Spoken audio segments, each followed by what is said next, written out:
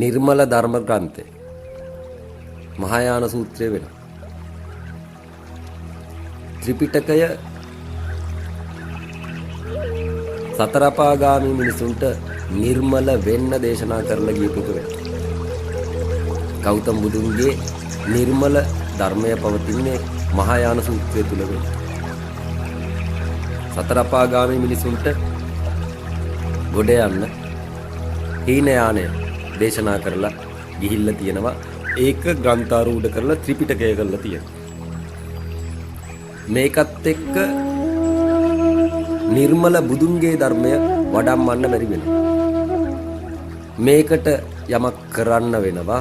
ඒකට 180 දීලා තියෙනවා. 180න් පස්සේ නිර්මල බුදුදහම අපි සද්ධර්ම පුණ්ඩික සූත්‍රය තුලින් පෙන්නනවා. 180 නිර්මාණය කරන විදිය අනන්ත වූ සූත්‍රයක් තුලින් ලියා පෙන්නනවා. මේ ලෝකේ පුස්කකා තිබුණත් අත තියන්න බැරි සූත්‍රයක් සද්ධර්ම පුණ්ඩික සූත්‍රය වෙන. තේරෙන්නේ නැති කතාවක් ඒකේ තුල තියෙනවා. සාහිත්‍යමය වශයෙන් හිතා ගන්න බැරි කතාවක්, විද්‍යාවට එහා ගියපු සුරංගනාවක් ඒ තුල පවතින. මේක පවතින්නේ කොහෙද කියලා බැලුවාම තියෙන්නේ Taman නිදාගත්තට පස්සේ තියෙන ලෝකයේ තුල වෙන. ඒ ලෝකය සූර්යාලෝකයට ගේන දොරටුව මේ සද්ධර්ම පුණ්ඩික සූත්‍රය සම්පූර්ණයෙන්ම දරාගෙන රැගෙන ආයුතු වෙනවා. එහි කෙලවර සිටින්නේ මහබෝසත් අවලෝකීතේශ්වර වෙනවා. ඔහුගේ අතේ මේ 180 කියන නිර්වාණයට දොරටුව පවතින. වෙනත් ශ්‍රේෂ්ඨයකට ගිහිල්ලා සම්බෝධි උදා කරගන්නව කෙනෙකුට මේක වැදගත් වෙනවා. ජාතියට නැගිටීම තියෙන සූත්‍රය වලදාගතපේකේ ප්‍රතිඵලය කවුරුත් විඳවනවා මේ වෙනකොට.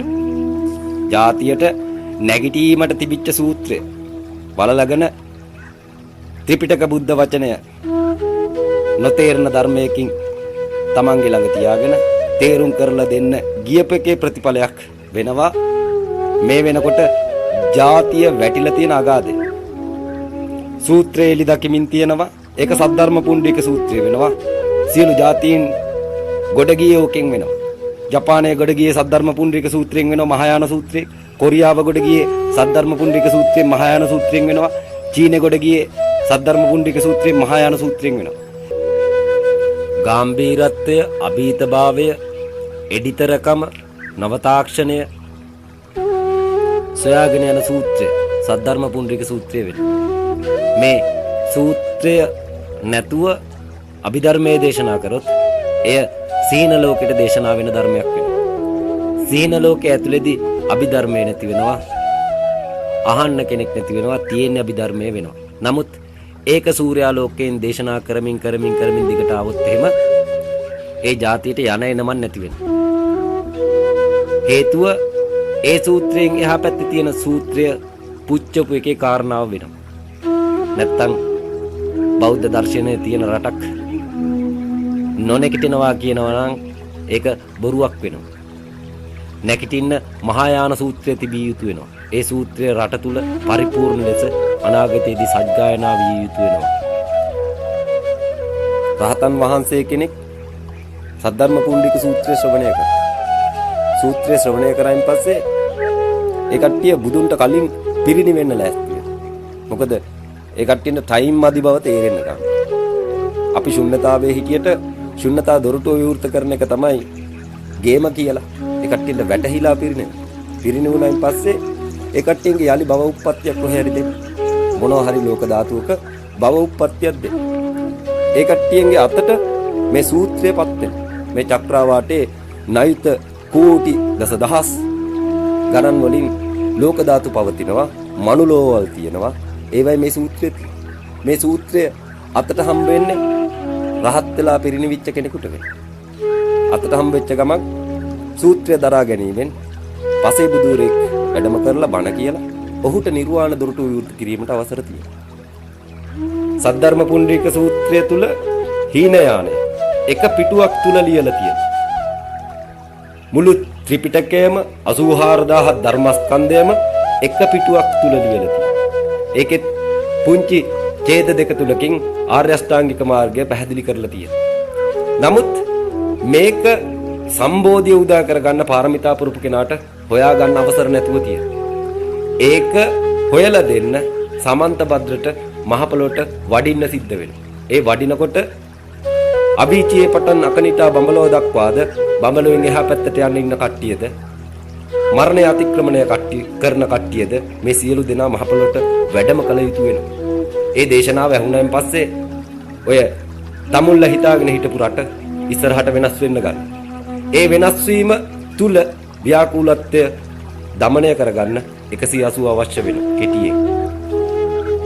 එක ගමකට එක ගෙදරක් මේ සූත්‍රය පරිහරණය කරොත් ශ්‍රවණය කරොත් ඒ ගෙදර මල් පිපෙනවා පලහට ගන්නවා. මිනිස්සෙක් ආවන් පස්සේ සුන්දර පරිසරයක් ගොඩනැගෙනවා. මහා වටිනා කියන සම්පතක් හැටියට පරිසරය දිදුලන්න ගන්නවා. ඒකට හේතුව සූත්‍රය මේ අවකාශ ධාතුවට පිට වෙනවා නම් ඒ සූත්‍රය ශ්‍රවණය කරන්න දෙවියෝ බ්‍රහ්මයෝ මහ පොළොවට ලං වෙනවා. ඔවුන්ට අවශ්‍ය පරිසරය ඔවුන් නිර්මාණය කරගන්නවා. ගෙවල් වලට සතුට සාන්තිය සැනසීම උදා කරලා දෙනවා. මාරේකට ප්‍රේතේකට කුම්භාණ්ඩේකට උනත් සැනසීමක් උදා කරලා දෙන සූත්‍රයක් තමයි සද්ධර්ම පුණ්ඩික සූත්‍රය කියලා කියන්නේ. එලවන්නේ නැහැ කවුරුවක්වත් කවුරුත් නිවන් දක්වන සූත්‍රයක් තමයි සද්ධර්ම පුණ්ඩික සූත්‍රය වෙන්නේ. මේ සූත්‍රය හරියටම කියවන්න පුළුවන් කෙනෙක් ඉන්නවා නම් හරියටම දරා ගන්න පුළුවන් කෙනෙක් ඉන්නවා නම් හරියටම තේරුම් ගන්න පුළුවන් කෙනෙක් ඉන්නවා නම් ඔහුට සම්බෝධි උදා වෙනවා කියලා මම ස්ථිර කරලා කියනවා. සම්බෝධි උදා වෙනවා කියලා. සම්බෝධ ඥාණය එක්ක උදා වෙනවා කියලා. අරිහත් බෝධිය කුමක්ද? පච්චේක බෝධිය කුමක්ද?